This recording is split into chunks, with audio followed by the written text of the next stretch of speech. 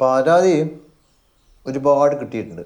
അതിലൊന്ന് സർക്കാരിൻ്റെ കുറേ ഫണ്ടെല്ലാം പഞ്ചായത്തിലേക്ക് വരില്ലേ, അങ്ങനെ കിട്ടുന്ന ഫണ്ട് നിങ്ങൾ അനധികൃതമായി ഉപയോഗിച്ച് ദുരുപയോഗം ചെയ്തതാണെന്ന് ഓർ പറയുന്നു.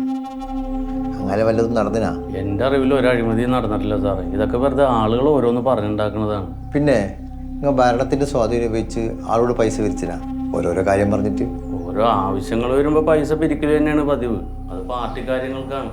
പഞ്ചായത്തിൽ അങ്ങനെ പിരിവൊന്നുമില്ല. അതെനിക്കറിയാം.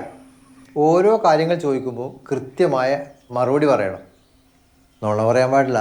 ഇല്ല സാറേ, നുണ ഞാൻ പറയൂല. ഈ സ്വത്ത് സമ്പാദിച്ച കുട്ടി എന്ന് പറയണ ഞാനൊരു ബസ് എടുക്കാൻ ബാങ്കിൽ നിന്ന് ലോൺ എടുത്തിട്ട് അതിൻ്റെ അടവ് മുടങ്ങിയിട്ട് ബാങ്കിൽ നിന്ന് വിളിച്ചുകൊണ്ടിരിക്കുകയാണ്. കുറച്ച് നേരത്തെ കൂടി എന്നെ മാനേജർ വിളിച്ചോളൂ. ഒരു മിനിറ്റ് സാറേ, സാർ ഇത് കാണ്.